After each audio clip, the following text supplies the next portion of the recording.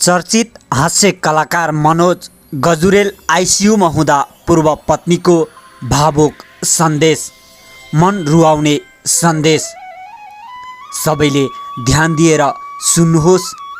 Manoj Gajurel आइसियूमा corona लागेर आइसियूमा हुँदा पूर्व पत्नीको भावुक सन्देश। कोरोना संक्रमण पुष्टि भएसँगै स्वास्थ्यमा थप समस्या देखिएपछि बलम्बु स्थित सशस्त्र प्रहरीको कोभिड अस्पतालको आइसियूमा भर्ना भएका चर्चित हास्य कलाकार मनोज गजुरेलको स्वास्थ्य लाभको कामना गर्दै उनकी पूर्व पत्नी मीना ढकालले एक भावुक सन्देश लेखेकी छन्।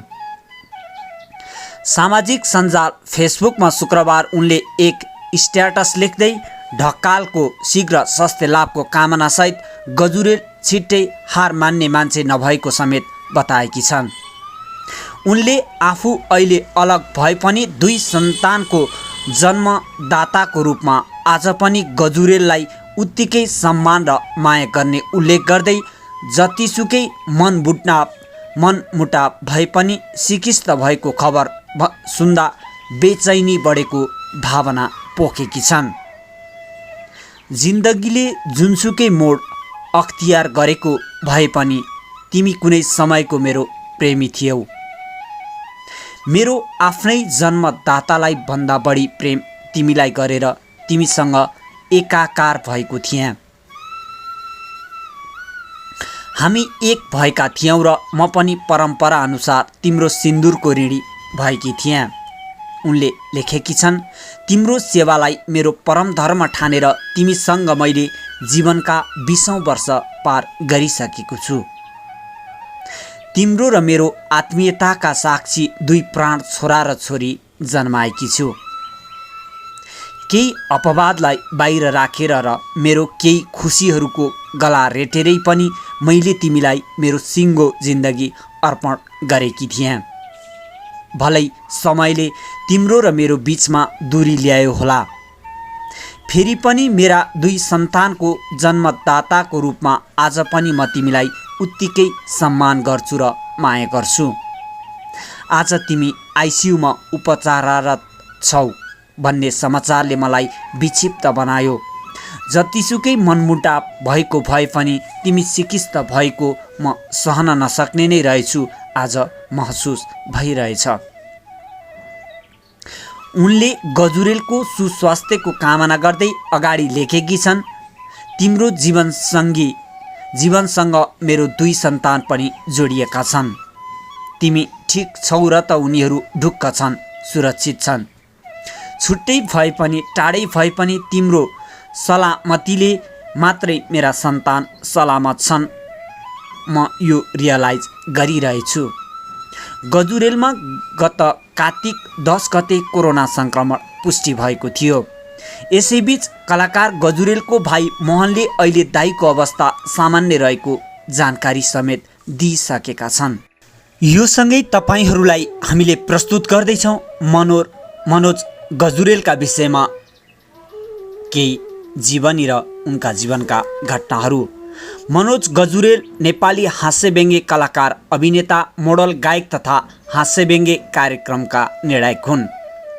उनले आफ्नो प्रस्तुतिमा पात्रको स्वर मात्र नक्कल नगरी पात्रको लगाई, हिँडाइ, बोलाइ, हावभावका साथै शारीरिक बनावटको समेत नक्कल गर्छन्। पूर्व राजा ज्ञानेन्द्र शाह, पूर्व मन्त्री पुष्पकमल दाहाल, भारतीय प्रधानमन्त्री नरेन्द्र मोदी, विश्व स्वास्थ्य सङ्गठनको महानिर्देशक टेड्रोस एडहानम घेब्रेयेससदेखि अमेरिकी राष्ट्रपति डोनाल्ड ट्रम्पसम्मको नक्कल गर्दै उनले नेपालमा मात्र होइन अन्तर्राष्ट्रिय जगतमा समेत वाइवाइ पाएका छन्। अमेरिकी अनलाइन CBS न्युजले उनलाई विश्वका 18 ट्रम्प प्रतिरूपणकर्ता हास्य कलाकारको सूचीमा राखेको छ। यसै कारण उनलाई समग्रमा बौद्धिक हास्य कलाकारको रूपमा चिनिन्छ। उनको व्यङ्ग्यको तारो मुख्यतः सामाजिक तथा राजनीतिक व्यथिति, कुरीति, कुसंस्कार, कुप्रथा आदि नै हुन्। उनी राजनीतिलाई विश्लेषणात्मक तरिकाले नकारात्मक पाटोलाई व्यङ्ग्य प्रहार गर्छन् भने सकारात्मक पाटोलाई उजागर गर्दै सही बाटोमा लाग्न उत्प्रेरित समेत गर्छन्। मनोज गजुरेलको जन्म जुलाई 10, 1974 भएको हो। उमेरको हिसाबले उनी 46 वर्ष भए। ताप्लेजुङ नेपाल उनको जन्मस्थान हो र वासस्थान बालकोट भक्तपुर रहेको छ। राष्ट्रियता नेपाली, नागरिकता नेपाली, शिक्षा स्नातक तह, पत्रकारिता, पेसा हास्यव्यङ्ग्य कलाकार, लेखक, सामाजिक अभियन्ता, उत्प्रेरक। चिनारीको कारण हास्यव्यङ्ग्य कलाकार, लुखास्त, हनुम्यान, मगज र जोगशास्त्र हास्यव्यङ्ग्य निबन्ध। गृहनगर झापा। सन्तान मिरोज गजुरेल र मेमरी गजुरेल।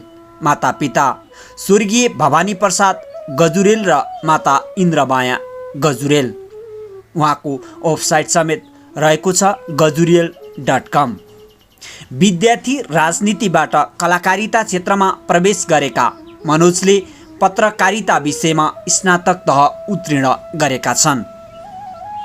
उनी सिस्नोपानी नेपाल नामक संस्थाका उपाध्यक्ष, गजुरियल गार्डन प्रालीका अध्यक्ष, gajuriel.com का सम्पादक तथा मेडिएटर इभेन्ट्स एन्ड क्रिएसनका निर्देशक हुन्। मूल्याङ्कन मासिकसँग आबद्ध पत्रकार गजुरेल विक्रम सम्वत 2052 देखि इन्सेकसँग सम्बद्ध रहेर मानव अधिकारको क्षेत्रमा पनि संलग्न छन्। उनले नेपालमा पहिलो पटक भएको हास्य प्रतिभा कार्यक्रम कमेडी च्याम्पियनमा निर्णायकको भूमिका निर्वाह समेत गरेका थिए। मनोज गजुरेलको जन्म विक्रम सम्वत 2031 अषाढ 26 गते पिता भवानी प्रसाद गजुरेल र माता इन्द्रमाया गजुरेलको कोखबाट ताप्लेजुङ जिल्लाको मामाङ्खे गाउँमा कान्छो छोराको रूपमा भएको हो। उनको वास्तविक नाम मायानाथ गजुरेल हो। निम्न मध्यम परिवारमा जन्मिएका मनोज गजुरेल आमा बाबुको 7 जना छोराछोरी मध्येका कान्छा हुन्। उनका 4 जना दिदीहरू र 2 जना दाइहरू छन्। 6 महिनाको हुँदा आफ्नो बाबुलाई गुमाउन पुगेका उनलाई आमाले 7 महिनाको हुँदा मामा घर ताप्लेजुङको खेबाङमा लगिन्। उनी 7 वर्षको हुँदा उनको परिवारले झापाको दमकमा बसाई सराई गरेको थियो। पारिवारिक कारणले उनी कहिले आमासँग, कहिले काकासँग त कहिले आफन्तसँग थुप्रै ठाउँमा बसाई सराई गर्नु परेको थियो। यसरी उनको बाल्यकाल ताप्लेजुङ, पाँचथर, मोरङ र काठमाडौँमा बितेको थियो। विक्रम सम्वत 2047 देखि काठमाडौँमा बसोबास गरेका उनी हाल बालकोट भक्तपुरमा बसोबास गर्छन्। गजुरेलको प्रारम्भिक शिक्षा मावली गाउँ खेवाङ ताप्लेजुङको श्री गणेश माविमा शिशु कक्षाबाट सुरु भएको थियो। उनी 7 वर्षको हुँदा उनको परिवार झापाको दमकमा बसाइसराई गरेपछि उनको पढाइ पनि त्यतै सरेको थियो। ताप्लेजुङ, पाँचथर, झापा, मोरङ र काठमाडौँका 11वटा विद्यालय मन पठन पाठन पढेका उनले प्रवेशिका परीक्षा चाहिँ काठमाडौँको पद्मोदय माध्यमिक विद्यालयबाट द्वितीय श्रेणीमा उत्तीर्ण गरेका थिए। त्यसपछि आफ्नो अध्ययनलाई पत्रकारितातिर डोर्याएका उनले रत्न राज्य लक्ष्मी क्याम्पस काठमाडौँबाट स्नातक तह उत्तीर्ण गरेका थिए। विक्रम सम्वत 2052 सालमा वैवाहिक बन्धनमा बाँधिएका उनको विक्रम सम्वत 2054 छोरा मिरोज गजुरेल र विक्रम सम्वत 2062 मेमोरी गजुरेलको जन्म भएको थियो। गायिका मीना ढकाल र उनको 2074 सालमा सम्बन्ध विच्छेद भएको थियो। अहिले चर्चित हास्य व्यङ्ग्यकारका रूपमा चिरपरिचित मनोज गजुरेलको साहित्यिक यात्रा पनि लोभ लाग्दो नै छ। 9 कक्षा पढ्दादेखि नै युगान्तकारी साप्ताहिकमा यथार्थको धरातल स्तम्भ लेखन थालेका उनी हास्य व्यङ्ग्य लेखन प्रवर्धनमा क्रियाशील छन्। लुखास्त, हनुम्यान, मगज र जोगशास्त्र हास्य व्यङ्ग्य निबन्ध प्रकाशित गरिसकेका उनी नेपाली हास्य व्यङ्ग्यको पहिलो हास्य व्यङ्ग्य अनलाइन डामाडोल.com का सम्पादक समेत हुन्। चड्कन, सिस्नुपानी, फितकौडी लगायतका हास्य व्यङ्ग्य पत्र पत्रिकामा सम्पादन सहयोगीका रूपमा कार्य गरिसकेका गजुरेलले नवयुवा, मूल्याङ्कन, मासिक लगायत अन्य पत्र पत्रिकामा नियमित स्तम्भ लेखन गरिसकेका छन्। यस्तै रेडियो नेपालमा बाल कार्यक्रम र दिन प्रतिदिन जस्ता कार्यक्रममा उनका कविता, प्रहसन, नाटकहरू प्रहसन भइसकेका छन्। सानैदेखि ठट्यौली स्वभावका गजुरेलको कलाकारिता प्रवेश पनि सानै उमेरमा नै भएको थियो। विक्रम सम्मत 2040 सालमा झापाको 87 धाममा दशैंको अवसरमा प्रदर्शित नाटक खेलेर कला क्षेत्रमा प्रवेश गरेका उनी विक्रम सम्मत 2045 हिमालय माध्यमिक विद्यालय दमक झापाको अतिरिक्त क्रियाकलापमा हास्य व्यङ्ग्य प्रस्तुत गरेर पुरस्कृत भएपछि कला क्षेत्रमा लाग्न हौसिएका थिए।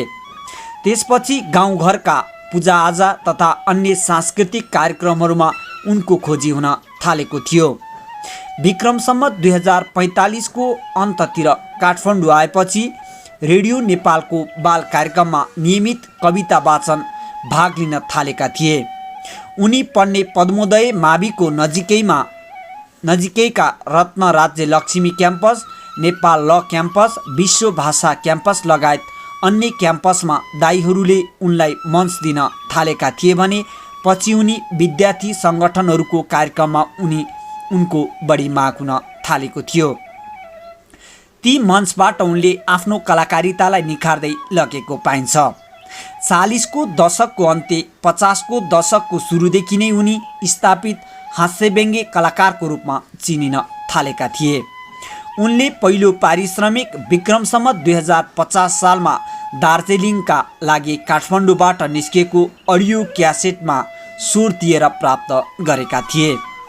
विक्रम सम्मत 2052 सालमा रेडियो नेपालबाट प्रसारित हुने मानव अधिकार सम्बन्धी कार्यक्रम कुरा गर्यो कुरैको दुःख भन्ने प्रस्तुतिबाट लोकप्रियताको शिखर चढ्न सुरुका उनले त्यही वर्ष रेडियो नेपालको 100 मेगाहर्जबाट बेलुकी प्रसारित हुने गुड नाइट एफएममा पहिलो रेडियो प्रस्तोताको अनुभव लिएका थिए। विक्रम सम्मत 2053 देखि साङ्ग्रिला च्यानलबाट प्रसारण हुने रमाइलो साङ्ग्रिला कार्यक्रम चलाएर उनी टेलिभिजन कार्यक्रममा देखिन थालेका थिए। आफ्नो कलाकारितालाई निखार्न उनले राजनीतिक मञ्चलाई भरपुर उपयोग गरे। विक्रम सम्मत 2045 सालमा हिमालय माविमा राजनीतिक व्यङ्ग्य प्रहसन गरे पश्चात उनी तत्कालीन प्रशासनको तारो भए। सोही वर्ष काठमाडौँ आएका उनी पद्मोदय माविमा पढ्दा विक्रम सम्मत 2046 को आन्दोलन उत्कर्षमा पुगेको थियो। त्यहाँ उनले नेकपा माले निकट अनेरा सोभियु 5औं को सदस्यता लिएर सोही स्कुलको प्रारम्भिक कमिटीका अध्यक्ष भए। विक्रम सम्मत 2046 को आन्दोलनमा विद्यालय स्तर आन्दोलन परिचालन समितिका सदस्य भएका उनलाई चैत्र 24 आन्दोलनमा तिग्रामा गोली लाग्यो। उनलाई मानव अधिकार संस्थाले जिउँदो शहीदको सम्मान पनि दियो।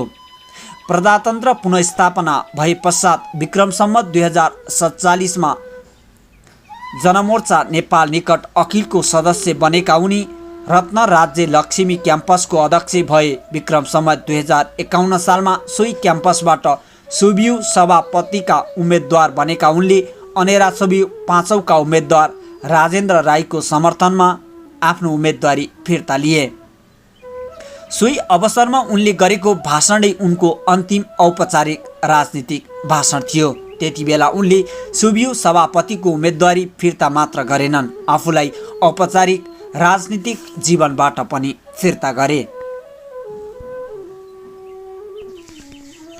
नेपाली हास्य व्यङ्ग्य विधामा छुट्टै पहिचान र अस्तित्व बनाएका मनोज गजुरेल बौद्धिक कलाकारका रूपमा चिनिन्छन्। उनको प्रस्तुतिमा हास्य व्यङ्ग्य र मनोरञ्जनका साथै सामाजिक न्याय, राजनीतिक स्वतन्त्रता र मानवीय मूल्य मान्यताको पक्षधरता पाइन्छ। उनी उनी सामाजिक, राजनीतिक, नैतिक, मानवीय कुरीति, कुसंस्कार, विसङ्गतिमाथि प्रहार मात्र गर्दैनन्, त्यसको समाधानका उपाय साथै सकारात्मक पक्षलाई प्रोत्साहन समेत गर्दछन्। अध्ययनशील कलाकार गजुरेल कलाकारितामा आध्यात्मिक चिन्तनलाई पनि घुसाउँछन्। उनले नेपाली हास्यव्यङ्ग्य कलाकारितालाई देश तथा विदेशमा समेत चिनाउन तथा स्थापित गराउन महत्त्वपूर्ण योगदान दिएका छन्। तत्कालीन राजा ज्ञानेन्द्र शाहको नक्कल गरेर नेपाली हास्यव्यङ्ग्य कलाकारितालाई विश्वका सञ्चार माध्यमसम्म मात्र पुर्याएनन्, गणतन्त्र नेपाललाई स्थापित गराउने टेवा समेत गरेका थिए। पछिल्लो पटक भारतले नेपालमाथि लगाएको नाकाबन्दीका बेला पशुपतिनाथमा नरेन्द्र मोदी बनेर गरेको क्षमा पूजा भारतीय सञ्चार माध्यमबाट प्रसारित भएको थियो। अमेरिकाको व्हाइट हाउस अगाडि अन्तर्राष्ट्रिय जनसमुदायका बीच उनले गरेको भारतका प्रधानमन्त्री नरेन्द्र मोदीको नक्कललाई अन्तर्राष्ट्रिय सञ्चार माध्यमले समेत प्रसारण गरेको थियो। यसले भारतलाई अझै प्रधानमन्त्री नरेन्द्र मोदीलाई नेपालमाथि लगाएको नाकाबन्दी फिर्ता लिन दबाव सिर्जना गरेको थियो। पछिल्लो पटक अमेरिकाका राष्ट्रपति डोनाल्ड ट्रम्पको नक्कल गरिएको प्रस्तुति डेली मेल, CBS लगायतका पत्रिकाले पनि प्रकाशित गरेको थियो। यसै प्रस्तुतिलाई मध्यनजर गरेर अमेरिकी अनलाइन CBS न्युजले समेत उनलाई विश्वको 18 हास्य कलाकारको सूचीमा राखेको छ। विक्रमसम्म 2065 सालमा प्रचण्डको नक्कल गरेर 2075 नयाँ नेपाल भन्ने कार्यक्रम निकै लोकप्रिय भएको थियो। यही कार्यक्रममा उनले नेपालमा रेल आएको र पानी जहाज चलेको प्रसङ्ग भित्र्याएका थिए। 3 दर्जनभन्दा देशमा आफ्नो प्रस्तुति दिइसकेका उनी हाल लोकप्रिय कार्यक्रम ढुक्क हुनुस् कार्यक्रममा प्रचण्डको भूमिका गर्दै थिए। उनी नेपाली हास्य कलाकार तथा लेखकमा मात्र सीमित नभई उनी एक बहुआयामिक व्यक्तित्व हुन्। सामाजिक अभियन्ता उनी विभिन्न सामाजिक कार्यक्रममा पनि संलग्न छन्। अध्ययनशील मनोज गजुरेलको प्रस्तुतिमा आध्यात्मिक चिन्तन पनि भेटिन्छ। उनी विभिन्न कार्यक्रममा उत्प्रेरक व्यक्तिका रूपमा पनि प्रस्तुत हुन्छन्। मनोजले पछिल्लो समय पहिलो पटक भ्रष्टाचार विरुद्ध अभियानको रूपमा निर्माण भएको चलचित्र 100 कडा 10 निर्देशक रामशरण पाठकमा पनि चलचित्र अभिनेताका रूपमा अभिनय गरेका छन्। मनोज गजुरेलले नक्कल गरेको प्रमुख चलचित्र अर्थात् चरित्रहरू: प्रधानमन्त्री खड्गप्रसाद ओली, पूर्व प्रधानमन्त्री पुष्पकमल दाहाल प्रचण्ड, पूर्व प्रधानमन्त्री माधव कुमार नेपाल, नेपाली काङ्ग्रेस सभापति शेरबहादुर देउबा, भारतीय प्रधानमन्त्री नरेन्द्र मोदी, अमेरिकी राष्ट्रपति डोनाल्ड ट्रम्प, चिनिया राष्ट्रपति सी जिनपिङ, विश्व स्वास्थ्य सङ्गठनका प्रमुख लालबाबु पण्डित, दक्षिण भारतीय अरबी शेख, चिनिया पूर्व अख्तियार प्रमुख लोकमान सिंह कार्की, भारतीय कलाकार अमिताभ बच्चन, बाबा रामदेव, मातृका प्रसाद यादव, सभामुख कृष्णबहादुर महरा।